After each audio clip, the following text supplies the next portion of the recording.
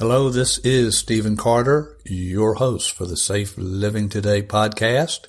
In this episode, we are going to talk about how to stay safe when buying or selling items using Craigslist. First, a brief word about this podcast and a question. Who is this podcast for? If you are keen to stay safe in your home, online, and while out and about in your world, this is your show. With each episode, I bring more than 40 years experience in law enforcement, as a senior executive in corporate security, and as a safety expert. And I bring that 40 years of experience to you for one reason, and that is to help keep you and your loved ones safe.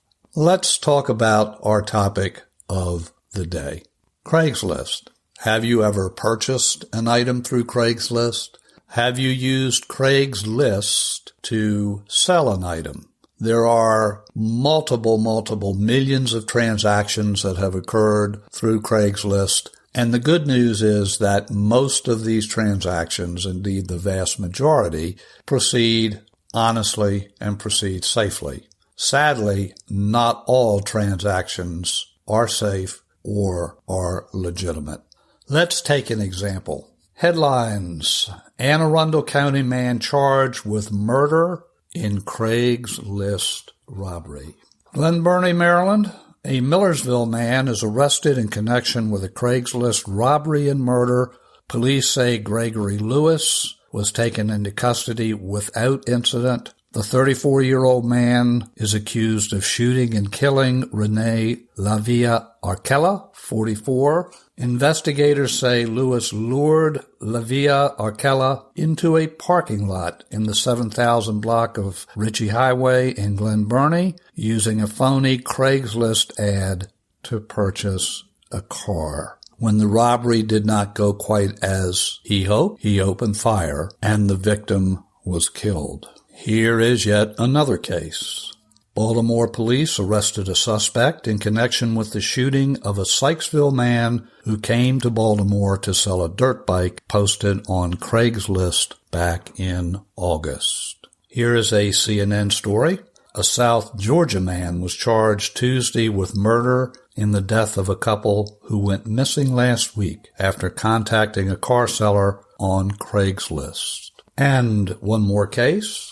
Man charged in West Hartford Craigslist sex assault makes multiple confessions. And we could tell this gentleman truly, he just couldn't help himself. And the story reads, Hartford. A 26-year-old Hartford man charged with sexually assaulting a West Hartford woman after a Craigslist transaction made multiple confessions to police after his arrest Friday, moments after he left his alleged victim's house. Quote, I knew what I did. I totally screwed up, close quote. Police said Joshua Colanito told the West Hartford officer who stopped him, I didn't hurt her or nothing, man. I just came to get a bike and animalistic instincts kicked in.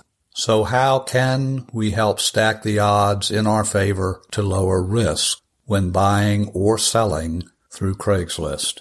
The number one way to ensure your safety, in my view, is to meet in a public place to transact a sale. And the best place is to meet in the lobby of your local police station. The Howard County, Maryland Police Department has a formal program that encourages you to meet in a police station to transact business such as Craigslist, want ads, and so forth.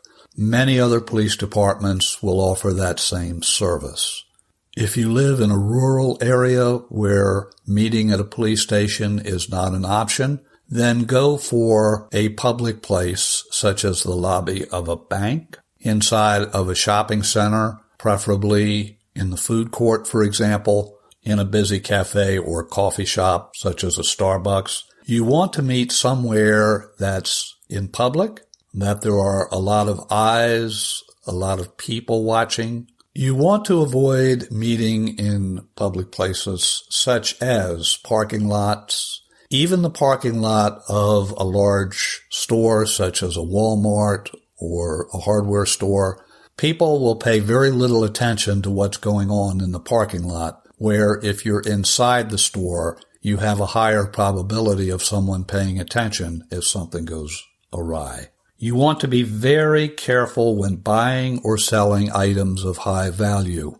Make sure you know exactly what you're buying, or if you're selling, make sure that the item or items that you're offering for sale truly are as advertised. Let friends and family know where you're going, who you intend to meet. If at all possible, take at least one friend with you to be a witness to the transaction. Have your cell phone open and ready to use in the event that something goes wrong. Trust your instincts. If there's a little voice in the back of your head suggesting that there's something wrong here, listen to that voice, stop the transaction, and take the necessary steps to ensure your safety. What if you're selling something that's large, such as a piece of furniture? This is a tough one. Ideally, you do not want someone coming into your home you do not know. If, however, the sale is very important to you and you are bound and determined that you're going to sell that love seat, that washing machine, whatever it is that you're selling, then make sure that you have the name, the full name of the individual who is coming to your home. Make sure you have their address, ensure you have their phone number, and have at least one other adult with you at the time that the individual comes in to inspect the item. If you are selling an item, take only cash. No checks, no problem.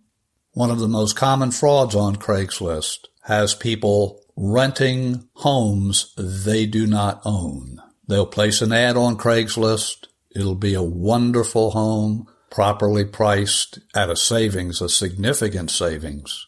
And when you call the individual, he or she will be a smooth talker and will sound as honest as you could possibly imagine. They'll describe the home, its general location, and when you ask for the address of the home, because very often fraudulent rental primes don't have the address listed, they'll say something like, as soon as you've gone to this website and completed the credit check information, I'll be happy to give you the address and to take you to the home for you to inspect it. The reason that I don't give out the address to begin with, the story may go, is because in previous rentals, people have actually vandalized the home after I've given them that address. This protects you and me, and it also helps me ensure that you are serious about renting this home. Here's the problem. That credit check report, it's fraudulent. You'll give up your social security number, your other personal information, and the scammer will use that to steal your identity. The scammer may ask for the first month's rent as a security deposit. Don't do that. Don't do that until you know absolutely for sure that the individual who is offering the home for rental is in fact the owner. Do a little background investigation to make sure the person is as he or she is being portrayed. Sadly, there are too many instances where a fraudster will actually have a renter sign a lease agreement, take the first month's rent, and disappear. Make sure the person you are dealing with is the owner of the residence or is a legitimate agent for the owner. To recap some of the key safety points for keeping safe when involved in a Craigslist-related transaction. 1, and in my view the most important, meet in a public place, preferably a police station. Related to that, avoid all public parking lots. Try to stay out of private homes unless it's absolutely necessary for you to go to the home to inspect an item. If you go to a home, take someone with you. As a matter of fact, it's a great idea to take 2 people with you. One person goes inside with you and the other waits outside. Make sure all of the people that accompany you and you yourself have a working cell phone, and that cell phone is on and ready for use. If you are selling an item that requires someone to come to your home, ensure to the best of your ability you know who that person is, their full name, their phone number, their address. Ensure you have at least one other adult with you in the home at the time the potential buyer is showing up. Never accept a check. If the person claims that they don't have the cash but they have to go to the bank, that's fine. Let them go to the bank. Make all of your transactions cash only and avoid the possibility of a fraudulent check. If you're buying an item, make sure that item is exactly as advertised and make sure that it is in operating condition. If this is a home rental, you'll need to do extra due diligence to ensure the person who is offering the rental is in fact the owner or an authorized agent of the owner.